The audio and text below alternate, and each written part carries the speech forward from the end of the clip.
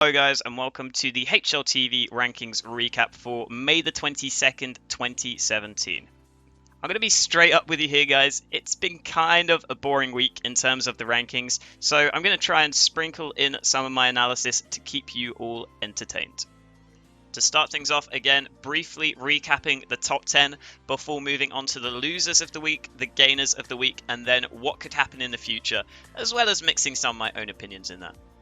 Continuing at number 1, it's Astralis. This full Danish lineup, since they added Glaive, have looked very, very impressive, and it doesn't really look like they're going to be giving up that number 1 spot too soon, especially considering how long they have already held it.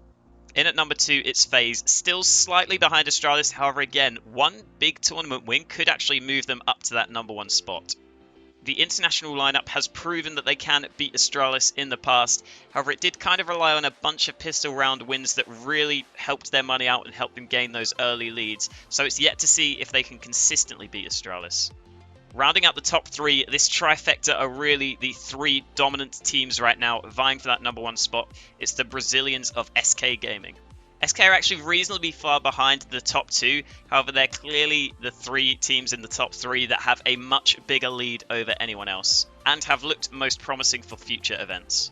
Just to give you a rough idea, SK have 699 points, whereas FaZe are up there at 843, so SK still have a fair amount of work to do if they want to catch up. Virtus.pro hold on to number 4. Again, their points total is slowly slipping over time due to their past results in their achievements category becoming less and less relevant. In the recent months, of course, Virtus.pro have looked poor. However, their form is already at like an all-time low, so they don't have too much risk of losing too many more points into the future until those events slowly but surely become less relevant over time. And to be fair, we also all know with Virtus.pro that they always have potential to somehow come out and just win a tournament out of nowhere. Continuing at number 5, it is G2, who are starting to very much challenge Virtus.pro for that number 4 spot. They also lost a fair few points this week, a similar amount to Virtus.pro. However, they are only 40 points behind, which is certainly recoverable just by one good LAN result. Then, continuing at number 6, again it's North, and again they almost have a somewhat similar situation to Virtus.pro, where they have steadily been losing points over time due to past decent results becoming less and less relevant. Once you get down to this sort of level, it becomes much more competitive in terms of how closely ranked the teams are in terms of points, so I could see North dropping a couple of spots in the future weeks if teams below them get some good results, that's for sure. Remaining at number 7, it is Natus Vincere.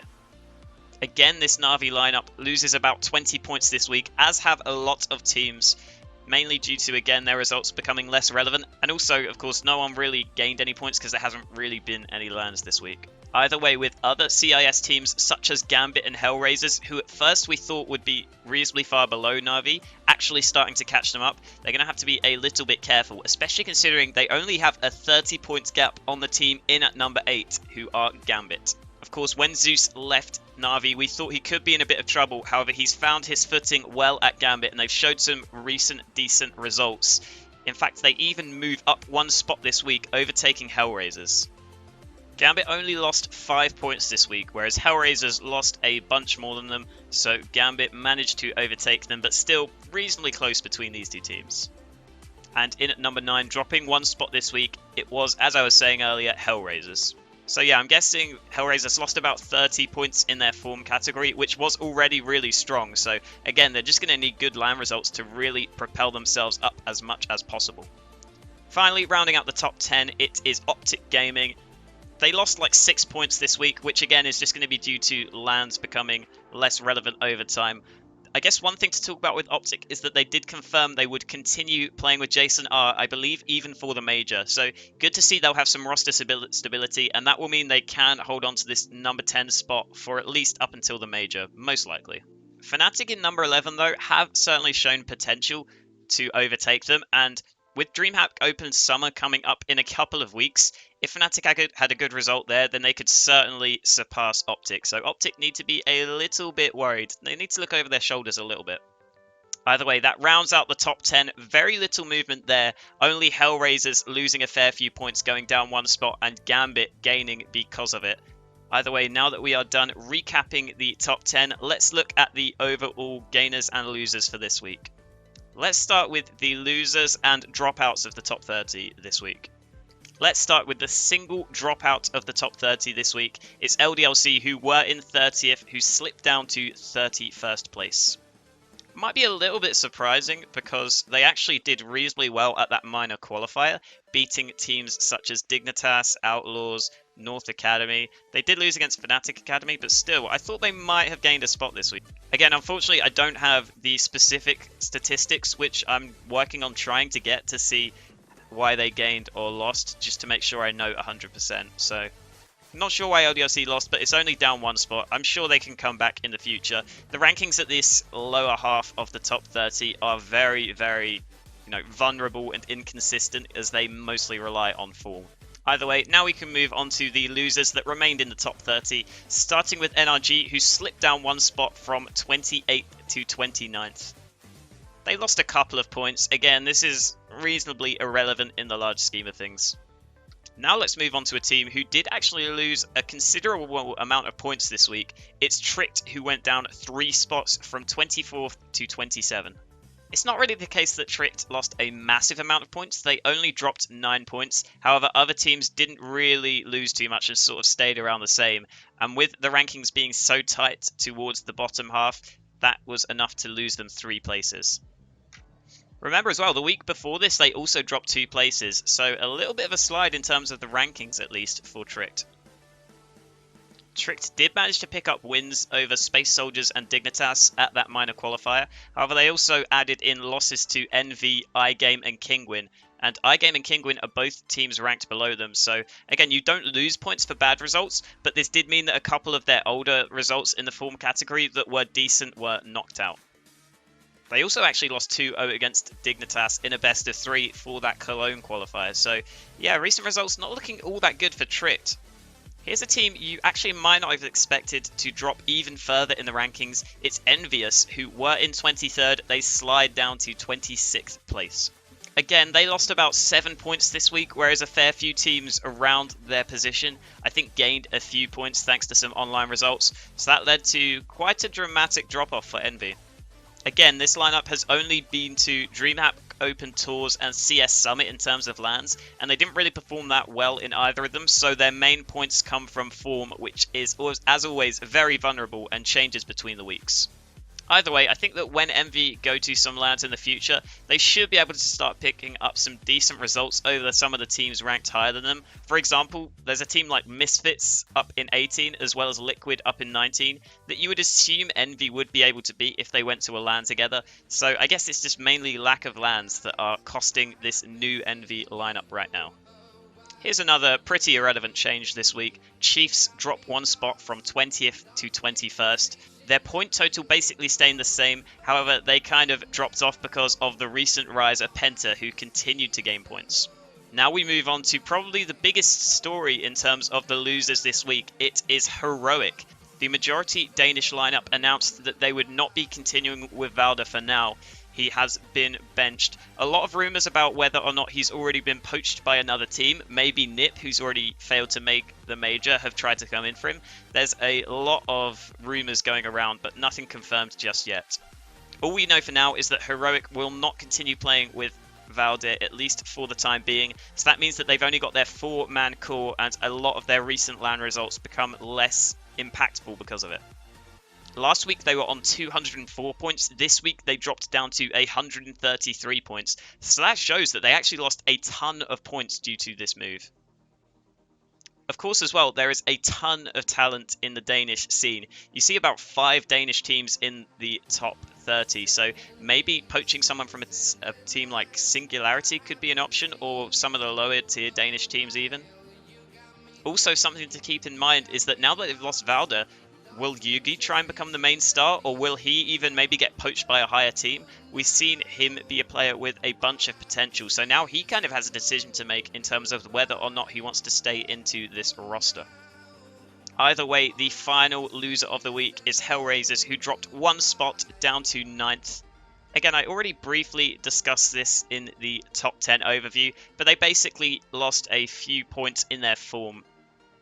Again, as I was saying earlier, wins against teams like G2, Envy, Virtus Pro, Mouse Sports, these were all dropped out of their form ranking, so that cost them a fair few points. Okay, that's the losers and dropouts done for this week. Let's move on to the gainers. Starting with Space Soldiers, the Turkish team regained their spot in the top 30, up 2 places from 32 to 30th, just about scraping into the top 30. Interestingly enough, this lineup was in the top 30 still back on the 8th. In the 15th, then they lost their spot, and now in the 22nd, they've regained it. However, they actually lost points between those 2 weeks, so I think it just goes to show the lack of lands in the recent weeks has kind of led to everyone across the board losing a fair few points. Up 1 spot from 29th to 28th, it's Luminosity. They gained 1 point this week, and NRG lost about 6 for them to gain this spot. Again, this is such a small change that I don't think there's too much to talk about here. Here are some gains that are actually really interesting. Both Godsent and Singularity moved up 1 spot and also gained 5 points. Godsent moved up to 25th and Singularity moved up to 24th. The interesting thing here is that neither of these teams played any maps in this last week. Therefore, I think the only explanation is, because this ranking is relative, Astralis at the top have 500 points in quite a few categories. They must have kind of lost their lead a little bit in terms of, they can't actually lose points because they're still number 1. But if they kind of lost their lead, if you like, over the other teams, then that would give Godsent and Singularity points boosts. Again, this is a situation where it would be nice to have a proper, more in-depth breakdown. However, I'm working on that, so hopefully we can get that in the future, and then I'll be able to explain more easily what the hell went on this week. Now for a team that's actually moved up thanks to gaining a fair few points this week. They also benefited because a couple of other teams above them dropped off. It is Big, who moved up 4 spots up to 23rd position. In terms of this big lineup, I didn't really have too many expectations from them when it was first announced, considering Legia and Godby were both in the team who I thought would really struggle to frag, and that has somewhat been the case. However, Tabson has actually really exceeded my expectations and has really helped this team find their solid fragging, as well as Nex and Kiev, who have been okay. I think the main story here is that Tabson is really actually performing damn well, probably even above the level of Nex recently, so they're relying on him to keep it up. I don't know if it's consistent long term. However, for now, Big are looking like a team that slowly but surely are weaseling their way into a position where they could upset in some tournaments. Now moving on to a team that also have had a somewhat meteoric rise recently. It's Penta, who continue to rise up the rankings, this time only up 1 spot into 20th. Again, they also gained 9 points this week, however didn't add any new results. So again, we have to assume that the number 1 teams in some of the factors sort of lost out their lead. I'm not 100% sure who's in-game leading for this lineup, and maybe that's what they need to put themselves up to the next level, because we kind of saw the difference Carrigan made when he went to FaZe. Either way, there's clearly a lot of talent on this international lineup. We recently saw them do well at that ESEA Global Challenge tournament where they won it without losing a map. Alright, so there's not too much more to talk about this week in terms of games, so I'm just going to quickly list through them. CLG, Immortals, and Mouse Sports all moved up 1 spot each, up to 16th, 15th and 14th respectively. This is literally just due to Heroic losing a bunch of points and these teams rising up 1 spot because of them. They didn't really improve themselves. In fact, funnily enough, all of these teams either lost a couple of points or stayed at the exact same points total in this week. So yeah, literally only gaining these spots due to the fall of Heroic. Finally, it's Gambit, who move up to number 8th, overtaking Hellraisers. Again, mainly thanks to Hellraisers' drop off, as Gambit actually also lost a few points themselves. It's just that Hellraisers lost more. Still, this is a lineup that has shown they can do some damage recently, and with teams such as Na'Vi and North just a little bit above them, and kind of relying on past results and not really showing too much recently, yeah, Gambit could certainly move up to 6th. However, after that, it's going to be difficult to rise any further, with G2 still looking solid in 5th. Maybe they could overtake Virtus Pro eventually. However, still Virtus Pro historically have so many good results that their achievements ranking is going to take a while to drop over time. Either way, I guess something to point out here could be that Zeus, now who's moved to Gambit, who used to be on Na'Vi, is very close to actually overtaking them for that 7th spot. Na'Vi have 356 points, whereas Gambit are now up to 325 points. That is a margin that can easily be gained. So look out for Gambit in the next few weeks. Could still gain some more spots. Alright, so that's the analysis of the rankings into this week done. Again, not too much change because we literally didn't see any lands this week. Now let's move on to the next week and see what we think could change coming into the future.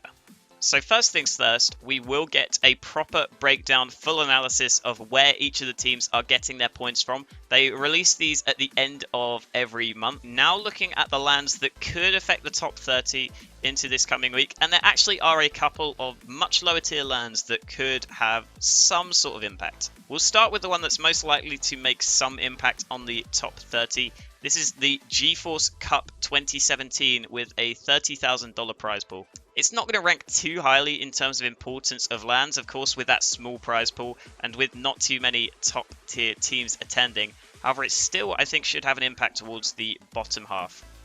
In terms of the highest ranked team, and I think the team that has to be the favourites to take this event, it's got to be Penta. They are up there in 20th. They've shown their rise recently. They won that recent ESEA Global Challenge LAN. They just have to be favourites at an event that's somewhat lower tier like this. A quick look at the ranking right now shows that Penta are only about 20 points behind Liquid and Misfits. So a good result at this LAN could maybe bring them up a little bit. However, there's no teams ranked higher than them here, so it's going to be hard for them to gain all that much credit. The only other team here in the top 30 is the Turkish lineup of Space Soldiers. This will be a chance for them to gain some much needed LAN points because I think so far all their points are coming from form. I'm not 100% sure of that, again, because I don't have the individual breakdown. Either way, if they could upset Penta here, they could certainly rise this week, but I don't think it's too likely. Penta have just looked so good recently. Something else that is also really quite exciting about this event is that there's a few teams ranked just outside of that top 30 that could certainly gain themselves a spot, such as Outlaws in at number 32 right now, and Kingwin who are 34. Again, this is quite a small tier event, so I'm not sure 100% how much it will affect the rankings. But towards the bottom part, you're only going to need a couple of points a lot of the time to gain a fair few spots. So this is a chance for a bunch of these lower tier teams to prove themselves, especially if they could win this event over Penta. Then that could really give them a bunch of points, considering Penta are reasonably high ranked up there at 20th. As for the other event that maybe, possibly, very questionably could have an impact, it's the Adria Masters Season 1 LAN Finals. This tournament only has a prize pool of $5,000, so again, already less impactful, and there's not that many good teams here. The best ranked team is Binary Dragons, who are ranked 45th. I don't think they're really going to be able to gain enough points to crack into that top 30 though, so probably not going to be too relevant, although it's worth keeping an eye on. Other than that, we are slowly but surely getting our way towards some more lands. It's been a little bit quiet in the recent weeks, however, finally, heading into June, we're going to have the Asia Minor, the Americas Minor, the CIS Minor, the Europe Minor, that E-League Clash for Cash that only has Astralis and Virtus Pro there. So DreamHack Open Summer 2017 will be starting on June 16th, and then after that we have a big one, ECS Season 3 Finals starting June 23rd, $660,000 prize pool. This is a big event that could massively shake up the rankings, especially for the top teams. We're still yet to know who will be at that LAN, it depends on online results, but hopefully we will be able to find out soon. Other than that, yeah, again, a little bit of a quiet week. So yeah, I got into a little bit more analysis of the teams this episode. If you liked that, let me know. I would appreciate all of the feedback you could possibly give me on this show. Still very new, so still can be shaped into whatever direction you want it to be. Other than that, I have been Hawker. This has been the HLTV Rankings Recap, and I will see you next week.